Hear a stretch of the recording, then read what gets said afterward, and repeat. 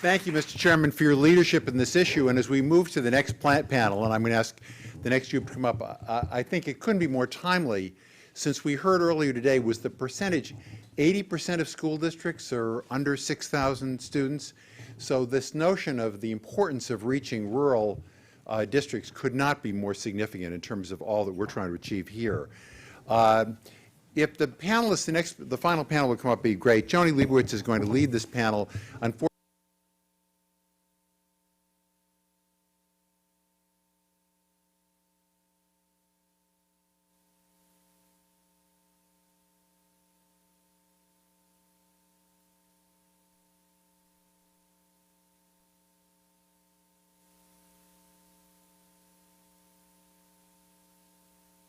I am speaking to the choir without a microphone. Joni, thank you for leading this next panel.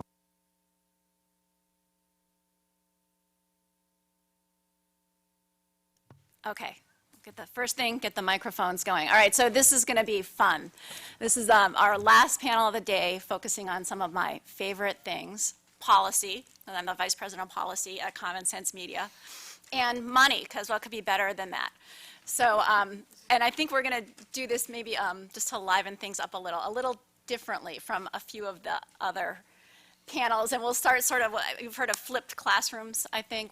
Maybe we'll do like a flipped panel and start. I often start at the end of the panel with what's the best idea you've heard all day, but maybe we can start with something like that. And also, people often wait for questions from the audience until the end, but since I'm sort of pinch hitting here, I'd really welcome audience questions early and often. So if folks in the audience will help me out with that, I'm really thrilled to be here with a wonderful panel today. We have Doug Levin, who I met early in my tenure at Common Sense Media and have come to rely on when I need somebody that I can pick up the phone and say, you know, what's the story? What do I really need to know? Who do I really need to know? Who should I talk here? So Doug, and everybody has the bios, so we probably won't go through a big bio thing. And then Governor Perdue. So we've heard so much about North Carolina over the past months as we've talked about integrating ed tech in our schools. And really thrilled to have Governor Perdue formerly from still from North Carolina. Formerly. I've been gone all day. Formerly the governor at a key transition time, and so we'll really look towards your advice and experience in how you moved forward there. And then finally, but last but not least, we have LaVerne Srinivasan, who has had all kinds of experience at various levels, and from the local level in New York City and also now at Carnegie. So we can talk about everything from the city to the funding. So show me the money. So let me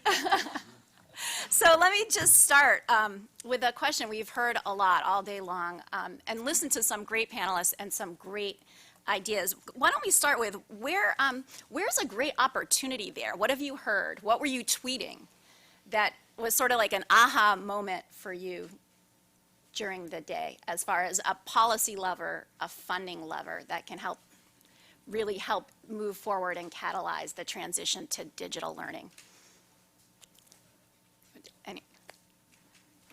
I think that the most important thing I heard, and I'll continue to parrot every chance I get, is collaboration. None of this works without folks who are partners, and I was interested that Tom talked about the fact that it was going to be so hard to get rural equal access.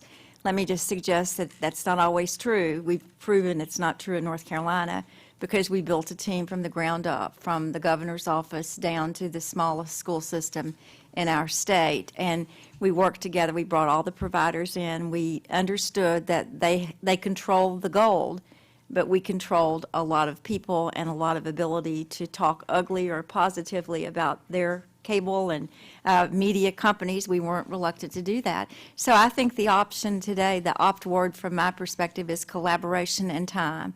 Teachers have got to have time to do any of this. And whomever the gentleman was who said that teachers don't care about money, they really do. I'll say that, let's see, go with this one. I'll say that while it may not have been an aha moment, I was actually really heartened to hear so much talk about ecosystem. I think it started with the Deputy Secretary and carried all the way down to Sean in the classroom. The conditions and the context to be able to make complex change is going to require an ecosystem. And that means having a lot of things in place to enable the kind of transformation that we all think that we want to achieve here for students, for teachers, setting a culture. I was heartened to hear about setting a culture not only at the school level, but at the district level, starting with a vision and then a strategy that might be more localized at the school level to meet the needs of the teachers, the educators in the school building, as well as the students in the school building. So I will say the opportunity here is the recognition that an ecosystem matters, that change is hard, that change management isn't something that everyone in this field has always had to grapple with or has been taught. And I think we have a real opportunity in order to bring all those pieces together if we really start thinking about it more from solving it from an ecosystem standpoint. So I'm just going to build a little bit on those comments. I mean, I was very heartened, frankly, that there seemed to be, quite widespread agreement about the importance of this issue, number one. And it's not a given in every room, and I don't want to gloss over that widespread agreement as it being the right thing to do for kids, for their learning, but also as a matter of social justice and equity, as well as for the professionalism of teaching and education overall. So I tend to, agree on the ecosystem issues. I tend to look at the policy structures and levers that we have in place. And there's a number, actually, that have been raised today that are pretty ripe for reexamination because of the opportunities that the digital world provides us to kind of rethink the goals of those policies, or rethink, rather, not the goals of the policies, rethink how we can meet those goals in new and different ways because we have new tools to do that. So I think we've talked a lot about defining, quite clearly what it is that educators should know and be able to do. And then if we're able to define that we should incorporate that into certification, licensure, recertification processes and exams, or as well as maybe consider national certification opportunities for places like the National Board, et cetera. There's certainly opportunity to rethink accreditation of colleges of education, which is something that is often a state function. We talked about allowing educators to demonstrate mastery and gain credit through both formal and informal and self-directed learning opportunities, and as well as to shift more to outcomes as opposed to input. So instead of just counting numbers of hours of professional development received, talk about changes of practice or maybe even changes in outcomes for kids. I think we talked about alignment and ensuring that the educator evaluation and accountability system is aligned to the professional learning supports that they need. We talked about time, but that would include the school daily and annual calendar, which is set in policy. We also talked about differentiated roles for educators.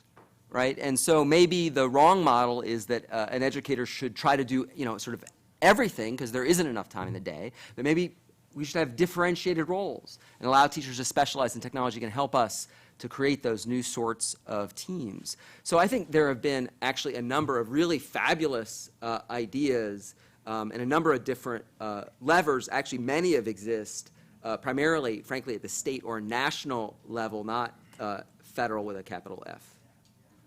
So, Governor, building on that, given your experience at the State House and in North Carolina. Well, I think that when I talk about collaboration, I know when I talk about collaboration, I don't mean just between educators and policymakers and teachers. I mean among political parties. And I do think what Mr. Wheeler said about it's not Republican or Democrat is essentially the undergirding for anything worthwhile you do. You've seen how my state has turned over and how different North Carolina looks today. That can be good or bad. I have no public assumption that you feel the way I do. But the bottom line is that the one thing that hasn't been changed in North Carolina, the one big thing, is that regardless of the political label, today technology and virtual education is just as strong as it was when I was governor, and the commitment is bipartisan and just as deep from parents and community educators and the business community. And so remember that any policy that's written in statute requires policy makers, and I would suggest early on that you involve policymakers in discussions about how you're going to set up and then how you're going to scale and how you're going to sustain, because sustainment is the critical factor. And we've done that so well. I'm not trying to make North Carolina a poster child, but I went into it as a realist, knowing that unless you control the ability to write the policy, the statute, then anything you said about time or calendar or whatever wasn't going to matter, because it has to be in the statutes or the policies. And even though you might have money from one little area, unless your intent is to scale it, it doesn't work for a state as a whole. And again, Tom would tell you that the only way to sustain it is to do what we've done and to figure out a statewide model so people that have aren't jealous of the people that have not. Because at the end, education should not be determined by your zip code. And that's what's happening in America today. LaVerne? Yes. Okay, so at the city level, let me start with going a little bit back in time when I was in New York City. And I would say that at a city level, you can set policies around certainly a number of things. One of the things that we heard a lot about today is the use of time and the use of dollars. And I think most people know that about 10 years ago, New York City focused on really putting the dollars in the hands of principals and schools to be able to embed professional development, as we've talked about today. We looked carefully at the use of time and tried to work both through the contract and just through inside the four corners of the contract that we had. How could we use time differently? How can a principal take the liberty to use time differently within his or her building? So there are definitely, I think, district level policies that can be put into place that enable the kind of transformation that we're talking about. A good example of that now is just actually this week, the announcement of the Teacher Quality Partnership Awards. And one that stands out for me that we have a connection to at Carnegie is one that was won by New Visions. And what that's a partnership between New Visions in New York City, Hunter College, and now the New York City Department of Education. And the New York City Department of Education launched a program called the Learning Leaders Program. I probably have that not entirely right, but anyway, they enabled a program that allowed basically this collaboration to put forward and support teacher residency programs. So a year of rigorous in-service training for new teachers, for novice teachers, along with induction support. And it's a very well-structured program, but it is a collaboration between Hunter College doing its academic curriculum differently and the DOE providing space for schools to be used as host schools to support practicing practice centers for teachers to get this kind of residency training. So those are two sort of concrete examples of how district policy can be used to put more control in the hands of principals and to use time, money, and people's differently. And then, Governor, let's drill down a little bit. We've talked about policy changes that you can make at the state level. What are the examples of a couple of the key policy changes that really catalyzed the integration of technology in the schools?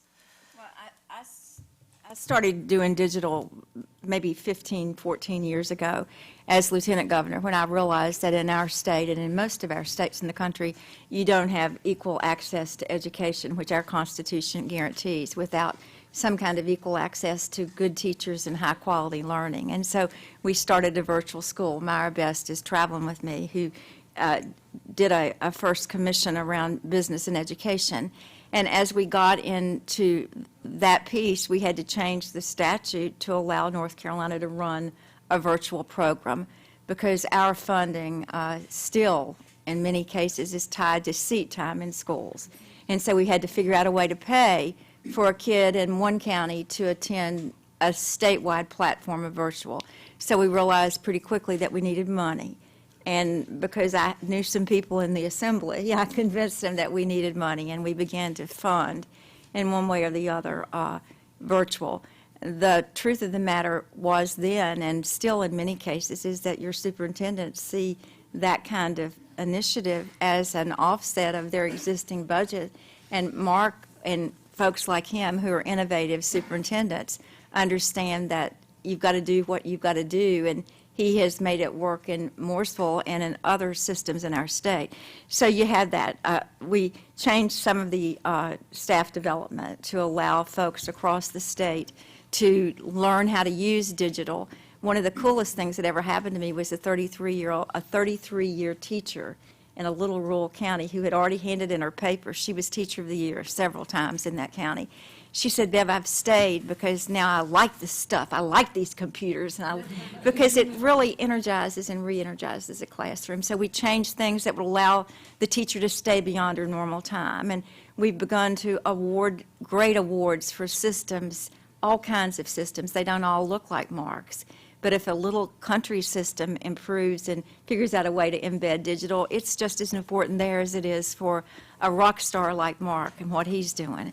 And so you just change the law and the policy and the strategy as you see the need. You can't do it up front. You have to work with it a little bit. But again, just remember my warning as a former policy leader is that it's got to be bipartisan. And you've got to build those relationships now, tomorrow when you go home, so that when you need to exert the influence on the policymakers, you'll have the relationship. It's really important. All right, so I'm looking for people at the microphones. Nobody's like helping me out here. In the meantime, we talk about funding. Money comes up all the time. What about at the federal level? So there's Title I, Title II, Title III, 4, 5. How do schools and districts weave that tapestry together to get what they need? Well, let me Do you want to provide a little foundation? Let me speak about Title II, because actually, Jim Shelton referenced it actually in his remarks this morning. Not And can you flatteringly. begin, by explaining for those of us who are not part of that? So Title Title IIA of No Child Left Behind, the current and remaining law of the land, despite it having expired many years ago. It is the professional development authority at the federal level. Now, many federal education programs have a professional development component. This is a program dedicated exclusively to improving teacher quality.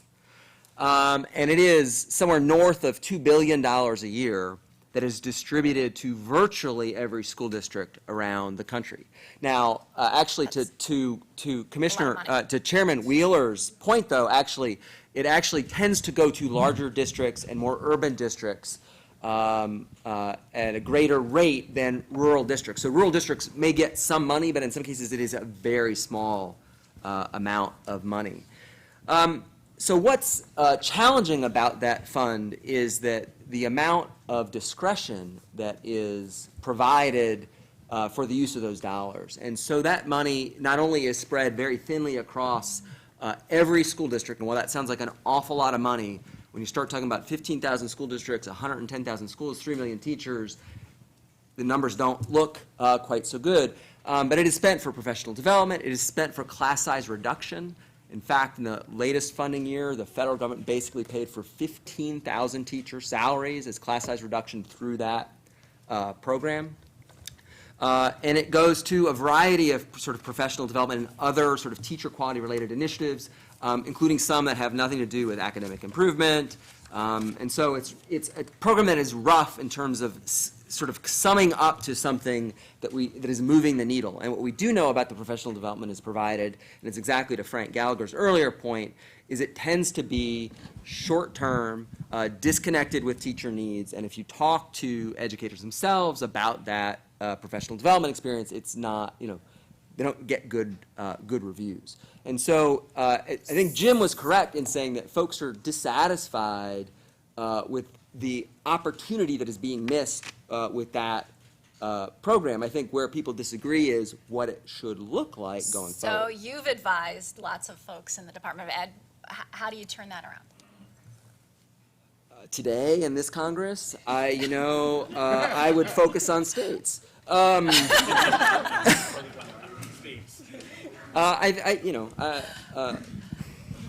It's Okay, and what if we had a different Congress? You don't. in what wine? No, you don't. In what wine? You are we don't. wi- Can I ask a follow-up Sure. question? Can I ask a follow-up question? Because I actually want to ask this to these guys, but to the audience. I'm looking over my friend Mark, but I just want to ask all you guys, because this is a very big scaling question, too, to me. Again, a lot of what we ought to be doing today is thinking about what we heard all here. And Doug, your list was great, by the way, of what. But I have a question for you about scaling. And Bev, you are a former governor. We have a lot of pals in North Carolina, not just Mark over there. Here's my question. If it is going to be the states, let's be honest, it's likely to be the states in the next 2 to 4 years, right? It's definitely the next 2 years. Come on, anyone else here who thinks it's going to be the federal government, please raise your hand. And I have an iceberg I can sell you. Anyway, is there a basic I want to ask, I think about this, Jim, with the lead commission. Is there a basic model of what states need? It's all going to be different. I mean, Georgia's going to be different than North Carolina. It's going to be different than South Dakota. It's going to be different than New York or California. But is there sort of a basic package, right? If we were really going to do this right at a state level, that we could put together. That's the kind of stuff that we have the capacity to do, which would be not a perfect template, but close to a template. And then we could try to scale that. And the reason I was thinking about Mark Edwards was because, so everyone knows Mooresville. I remember when Jim Coulter first told me about Mooresville 2.5 years ago, said there's this place in North Carolina. But could you have sort of the model template for a state that could work 90% the same in North Carolina as it would in every other state? Because if it is, then we could do a lot with that. That's the question. I'm bold enough to say that North Carolina has the model, and it started out with a collaborative effort. That's how you do it. And we built the model. Now we've set up DigiLEARN. It's a nonprofit where we actually have signed up 12 school systems already, and some out of our state, to work with us as we partner again with teachers. The thing that you learn pretty quickly is that teachers aren't involved in much of any of this. And if you don't have teachers at the table as you incent the discovery and the new venture initiatives, then it doesn't work for kids, whether it's curriculum, whether it's staff development, whatever. And so we built the infrastructure. Mark has figured out how to conquer the price for the family who don't have access for the connectivity at their home. There are other ways to do that other than a stipend, but you've got to have connectivity in the home. You've got to have the appliance, whatever you want to use for the kid. You've got to have access and not be afraid for it to happen in the home. But then you've got to have the capacity to get online, and that comes with this huge statewide system we've built. And DigiLEARN is going to do that. DigiLEARN is working with venture capitalists and companies to help build content that really works for kids and teachers, because it is all about kids and teachers. It's doable. This is not rocket science, y'all.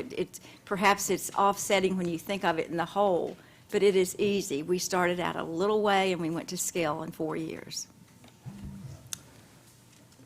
So actually, I would endorse North Carolina as a place to look very closely. There's legislation that had recently passed in the last few years. It's being implemented right now, and it is a comprehensive model and some very serious work going on right now in scaling up across the state. I'm not sure that I can name other states that have everything right? But there are states that are doing things that are really promising. We heard about coaching from Virginia, which, frankly, unfortunately, you may be an anomaly in Virginia, as I understand how that program has gone, but other states like Washington have implemented coaching programs that have met with great success. Jeff Mao here from Maine, but also now Hawaii and other states have considered, Utah, Idaho, other states have considered sort of statewide one-to-one deployments, done a lot of work in thinking about that. A number of states have launched online teacher communities and platforms for sharing and professional learning, Delaware, Alabama, for instance.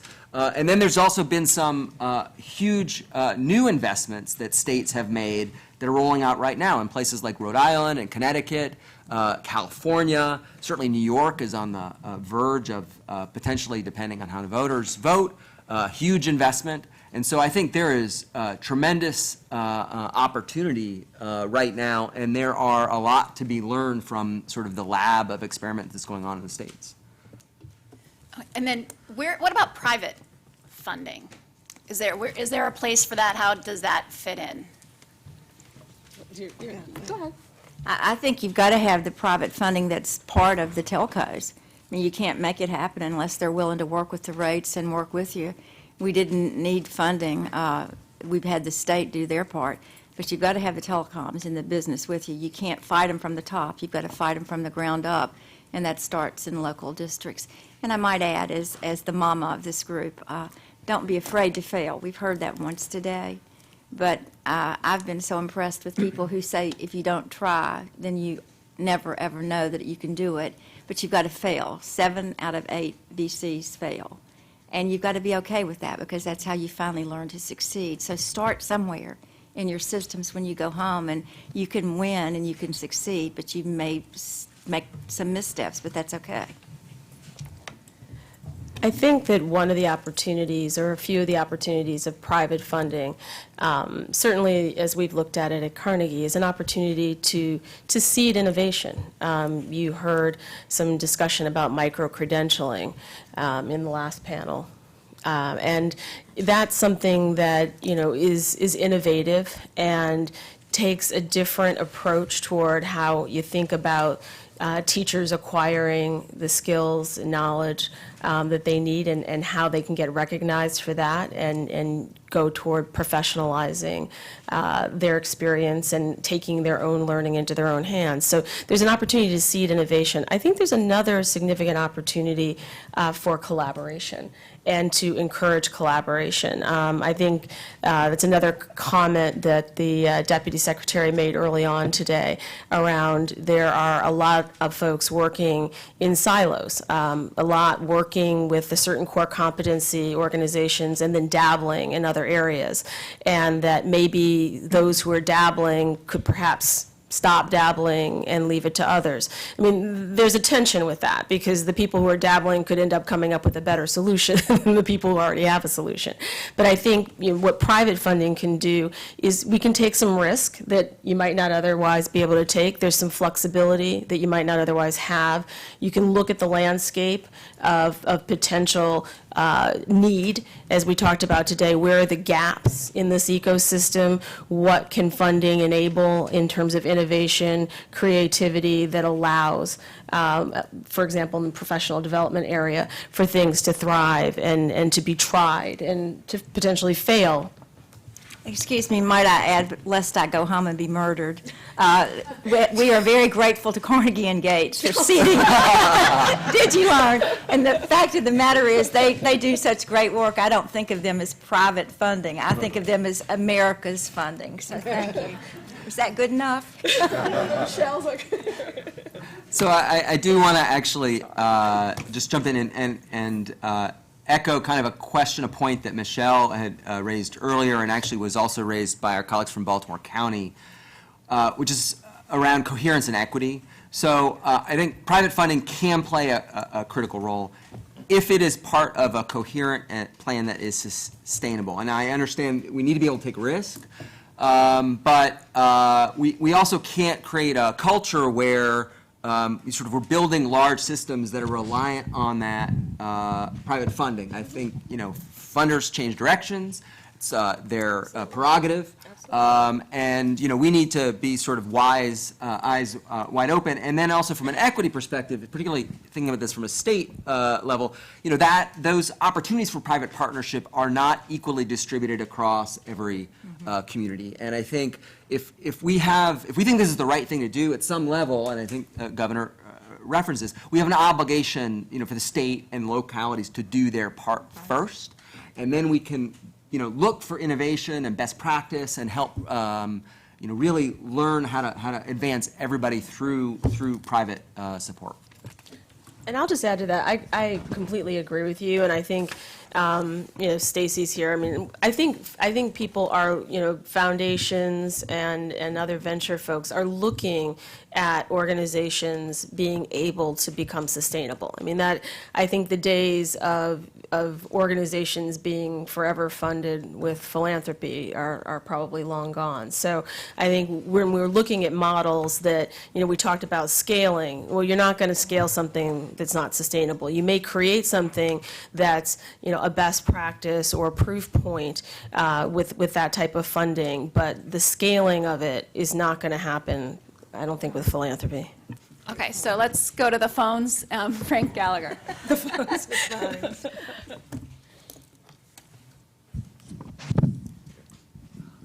Thanks, Frank Gallagher, Cable Impacts Foundation again.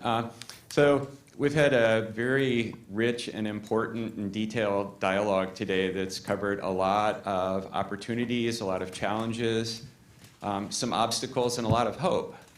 And much as I would love to leave the entire solution to the bright minds on the LEAD Commission, they can't do everything. So in terms of policy, what's the one thing or two things from each of your perspectives that we need to get right so that we're not here 5 years from now having the same conversation? Accountability.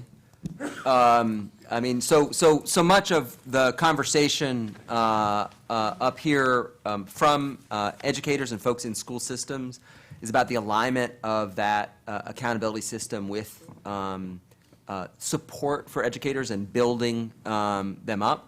And right now that system, clearly the perception is the system is fundamentally out of alignment, right? So people feel like they're being pulled. They like to do the right thing, but they feel like they're being evaluated on something else. And so we've got to align that system. And frankly, it's irrational to think that the system is going to get better if the incentives in the system aren't aligned to doing that. So I just think that's the crux from my point of view. I think that we have to remember that it doesn't have to necessarily be done statewide, but you have to have the fiber, the backbone. You've got to have that accessible across your, whatever it is, whether it's a cooperative or a collaborative group that you're working with. So you've got to figure out how you can stand up a system so people have access. And then I think that you really have to be willing to take some risks and to know that you're going to rock some boats. And then thirdly, I think that the one thing I have not heard here today, and perhaps the program, the initial invite was to speak only to K through 12, but DigiLEARN has pieces of the backbone that focuses on early childhood learning and post-high school learning. The big disruption that's going to occur from my perspective as someone who's doing the groundwork and in this whole field of digital education is what's going to happen in higher ed and pre-K. The money is going to drive a lot of the innovation and disruption, and the money from some of our private partners seems to begin to recognize the opportunity there. So as you think about digital, don't just stop at libraries and K through 12. Remember, you've got two other huge silos that have critical needs for digital infusion in some form or the other. I agree with obviously both of those points, and on the accountability point, I'm just going to build on that. We've heard a lot today about what's necessary to help set the expectations as high for adult learning as it is for student learning. And there are opportunities to do that in traditional teacher education settings and then through professional development and other supports. And I think that and I've heard a lot today about, well, we knew, right? I think you said it, right? We've known some of this stuff for a really long time, and it's now perhaps a lever or a tool of technology is maybe going to spur us to do something about what we already knew. Perhaps that's right, but I think the key is really thinking, and this is where the vision piece and the strategy piece are so critical. If you don't have a vision for what kind of support and training teachers need throughout the continuum of their career that allows them to develop those flexibility skills, innovation skills, time management, change management skills, and then on a continuous basis so that they can adapt as the technology changes right before their very eyes, just when they learn something. If we don't align how we think about training, learning for adults to meet that and set the policies that allow you to meet that in terms of time and dollars especially, then we're going to forever struggle to get this right, in my view. I'm going to have to, because I appreciated the time management comment, and we did promise we were going to have you all out of here by 4:30. So, Joni, thank you for taking over this thing for Mike McCurry, and thanks to this terrific panel. This was fabulous. Just fabulous.